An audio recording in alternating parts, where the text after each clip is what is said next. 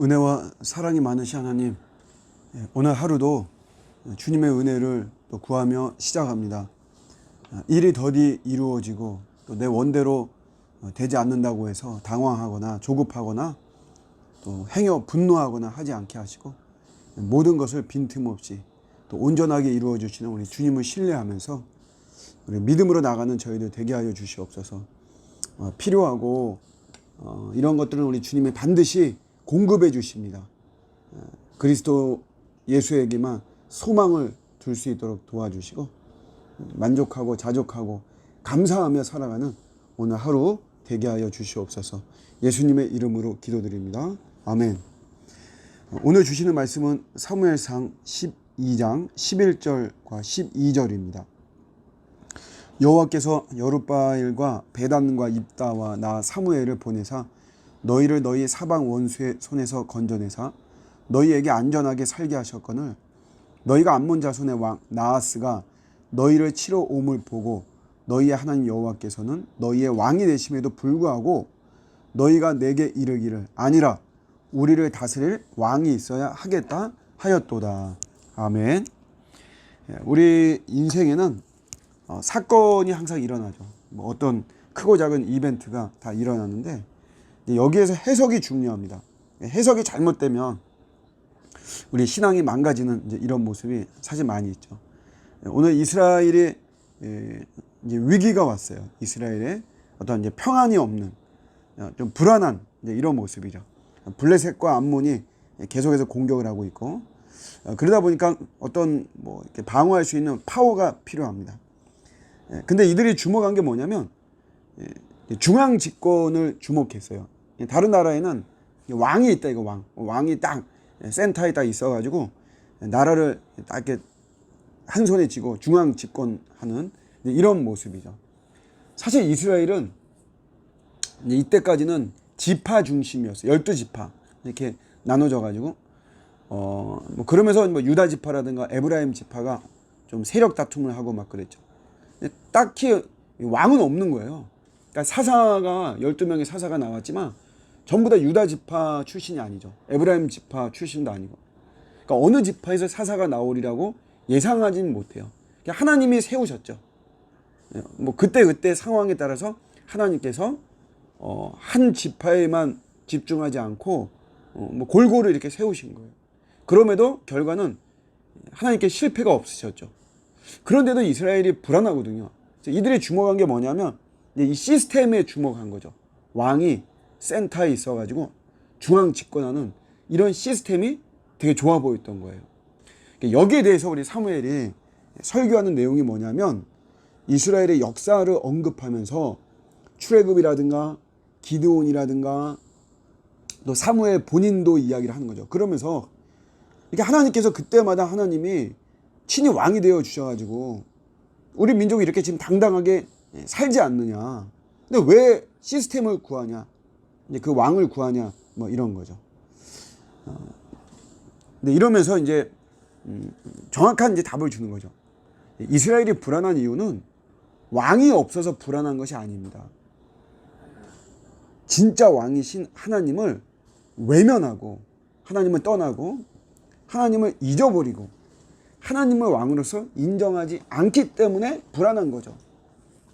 다시 말하면 자기 힘을 의지하니까 불안한 거예요. 내 힘이 좀 통할 때는 우리가 불안하지 않죠. 내 영향력이 막 이렇게 스며들고 사람들이 내 말을 귀를 기울이고 나에게 복종하고 막 이러면 우리가 불안하지 않는데, 어느 순간에 내 파워가 이제 없는 거예요. 이제 내 직장에서 꼰대 소리 듣고 내가 그래도 전공자고 막 그랬는데 이제는 통하지도 않고 이러면 이제 이게 불안한 거죠. 자기 힘이 통하지 않으면 불안한 거예요. 그래서 이제 하나님 은혜로 사실 이스라엘 백성들이 계속 살아왔거든요. 그러면 정답은 뭐냐면 계속해서 하나님의 은혜를 구해야만 됩니다. 그렇게 안 하고 내 힘을 구하죠. 그러면 불안해지는 거죠. 지금까지 하나님의 능력으로 살아왔어요. 그러면 계속해서 하나님의 능력을 구해야만 됩니다. 그러지 않고 내 힘을 구한다면 그때부터 불안한 거죠. 교만의 본질이 뭐냐면 하나님께 기대어 살다가 이제 조금 살만하면 이제 하나님에게 기대지 않죠. 그러니까 하나님 쫓아버리는 거예요.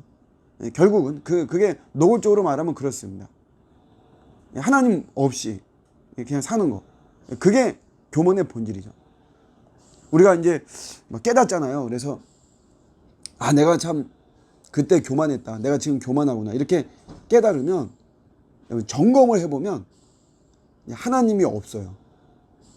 내가 예전에 하나님 많이 생각했는데 어느덧 내 생각에는 하나님에 대한 생각이 없어진 거죠.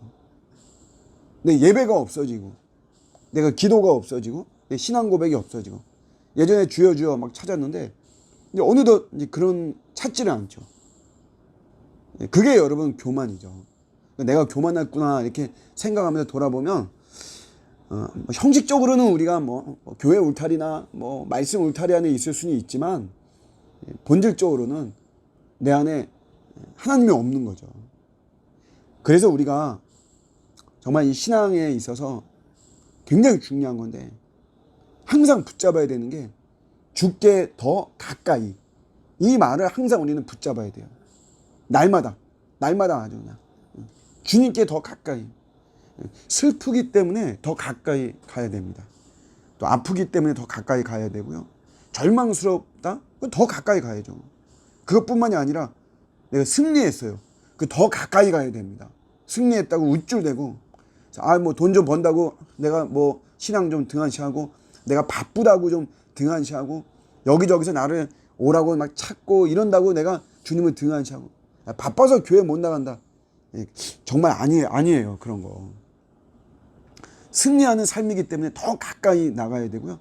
열매가 맺어졌기 때문에 그러니까 더 가까이 나가야죠. 주님께. 내가 막 선두에 서 있어요. 어느덧. 나는 그런 실력도 없는데. 그러면 당연히 주님께 더 가까이 나아가야죠. 사람들이 막 날 찾아오고. 그럼 더 가까이 나아가야죠. 더.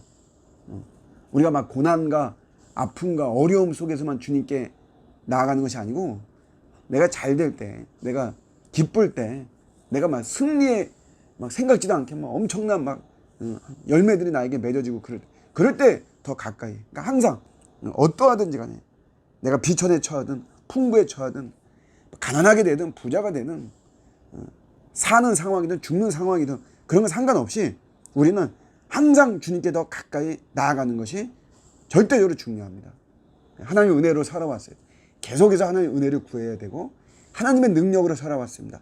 계속해서 하나님의 능력을 구해야만 되는 것이죠.